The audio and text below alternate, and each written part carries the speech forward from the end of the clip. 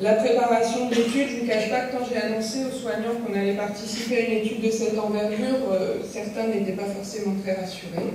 Moi la première d'ailleurs. C'était un projet relativement ambitieux, un défi pour l'équipe, mais aussi un moyen de créer du lien entre toutes ces personnes et puis de se dire que finalement on avait tous les mêmes difficultés et que on pouvait réussir à mieux soigner nos patients. Donc ça a passé par un temps de formation qui, je pense, pour chacun des intervenants a nécessité un investissement en temps et en réflexion. On s'est rencontré beaucoup avec Maï pour finalement réussir à allier les spécificités de nos prises en soins et les spécificités architecturales, que ça ne devienne pas des freins pour que le résultat de l'étude soit à la hauteur de nos espérances. Donc c'était allié efficacité et faisabilité.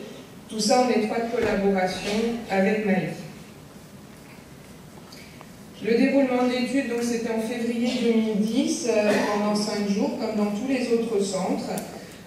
On avait évidemment pris un temps préalable de formation des équipes, aussi bien équipe de jour qu'équipe de nuit, ce qui était un temps excessivement riche pour moi, qui était à la rencontre des équipes de nuit. C'est vrai que quand on est médecin de jour, on ne connaît pas forcément les équipes de nuit et les spécificités et ce qui se passe réellement dans une telle unité la nuit. Donc c'était assez riche aussi de rencontrer simplement ces équipes, d'échanger avec elles, de les former aussi bien à l'outil ADO+, qu'au remplissage des cahiers.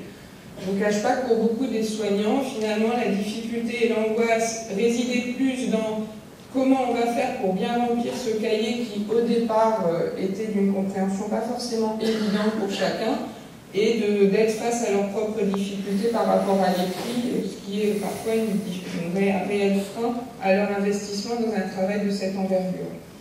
Donc pour ça, Maï les a formés dans le quotidien. Elle a fait des petites réunions où elle voyait les soignants et puis on faisait des petits tests de mise en situation avant le début de l'étude. Finalement, on a réussi à inclure 78 de nos patients de soins de longue durée. Ceux qui n'en ont pas été inclus, c'est parce qu'ils sont simplement trop jeunes. On a des patients aussi qui viennent de la psychiatrie. Donc on a des patients qui peuvent avoir une cinquantaine d'années qui ne rentraient pas dans les critères de l'étude. L'âge moyen était donc de 78 ans, ils étaient majoritairement fragiles.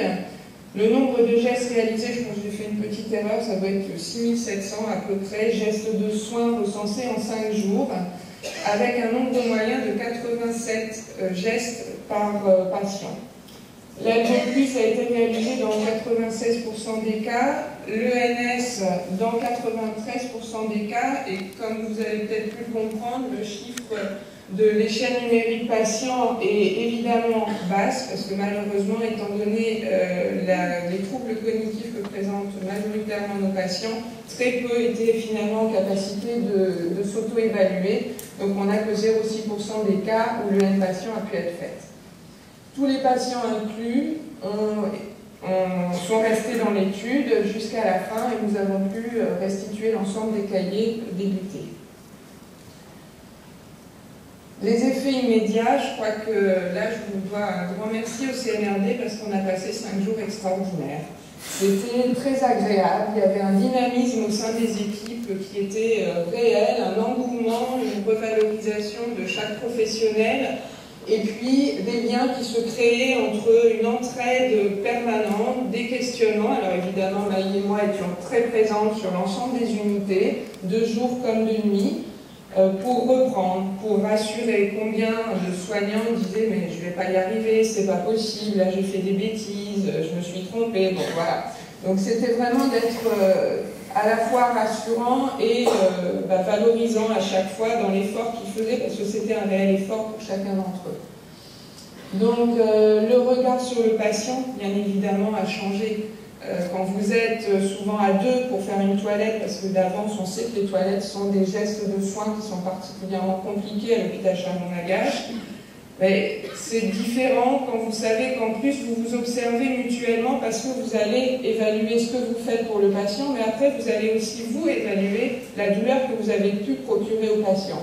Donc il y avait réellement un recul des soignants, et moi-même assistant souvent à la toilette à ce moment-là de l'étude, j'ai trouvé ça très intéressant, ces échanges qu'il y avait entre les soignants pendant ce temps de soins, tout en restant concentrés sur le confort du patient. On a pu ainsi décortiquer qu'une toilette, geste finalement qui peut sembler tout à fait banal dans le quotidien d'une institution, c'est 13 gestes de soins différents, successifs, chacun susceptible de solliciter des douleurs et de l'inconfort chez le patient. Et ça, c'était pas rien de s'en rendre compte, parce que déjà c'était long à côté, je vous le cache pas, mais également parce que finalement, le geste tout simple de tourner le patient sur le côté parce qu'il faut faire une toilette au lit, c'est pas rien. Le déshabiller, c'est pas rien non plus, et tout ça, quand on met des mots, quand on met du sens, ça facilite le geste. Donc autant en effet, la chimie a tout son aspect important, mais simplement de peut-être prendre 2 minutes de plus pour réaliser le geste et de mettre en mots, ça a vraiment facilité beaucoup de choses. Et ça a été autorisé, je pense, par ce recul et cette observation qu'on avait à ce moment-là. Donc, regard sur les soignants. Je pense que c'est pas rien pour les soignants quand le docteur assiste à la toilette. C'était pas forcément toujours très simple, mais voilà, j'ai eu un autre regard aussi sur leurs pratiques et leurs difficultés. Prise de conscience entre eux de la spécificité et des difficultés qu'ils avaient face à la réalisation d'une toilette simple, d'un change. Les familles ont été évidemment informées du déroulement de l'étude et alors ils n'ont pas été très nombreuses à se manifester, mais beaucoup en tout cas ont souligné qu'il y avait vraiment eu une bonne ambiance pendant ce temps-là, qu'ils étaient contents que leurs patients soient aussi valorisés par un travail d'une telle envergure et qu'on se penche sur ces patients qui, comme le disait monsieur, sont parfois un petit peu mis au banc parce que très difficile d'accès, très souvent non communicants. Donc voilà, c'était une revalorisation aussi des familles, valorisation de l'institution, puisqu'on a eu la direction qui veut rencontrer les équipes, ce qui n'est jamais anodin pour des soignants, de voir leur directeur d'établissement féliciter et encourager le travail. Un bien-être global, je pense que ça résumera tout ça. Les répercussions à ce jour, au-delà des bénéfices immédiats qui ont été quand même une amélioration des transmissions, de la communication, de l'écoute entre professionnels, d'une réflexion évidemment centrée sur le patient, ça a réellement redonné un regain d'énergie à l'ensemble de l'équipe dans une période où, vous le savez tous, c'est parfois un petit peu compliqué de travailler en gériatrie. Les réflexes soignants ont été pris, alors là, ça, je crois que ça a été le plus beau résultat, pour moi en tout cas, que d'être interpellé, comme le disait, je crois, le docteur Gary tout à l'heure. Les médecins ont été beaucoup sollicités, voilà, c'était moi. Delphine, tu ne crois pas que là, le monsieur, il a mal, qu'est-ce qu'on peut faire? Il n'est pas comme d'habitude, et donc la question de la douleur, finalement, vient en avant par rapport aux manifestations comportementales bien connues du patient. Donc l'outil AlgoPlus a été inclus dans notre travail d'équipe quotidien, à savoir les synthèses médicales individualisées pour chaque patient. Les soignants utilisent l'AlgoPlus de manière quotidienne, parfois même sur leur propre initiative, puisque l'outil est à leur disposition. Ils me disent, voilà, on ne trouvait pas comme d'habitude, on avait un doute, donc on a fait l'AlgoPlus pendant 3 jours à différents moments de soins, et puis qu'est-ce que tu en penses, qu'est-ce qu'on fait? Donc c'est vraiment devenu un outil de réflexion et de travail dans le quotidien.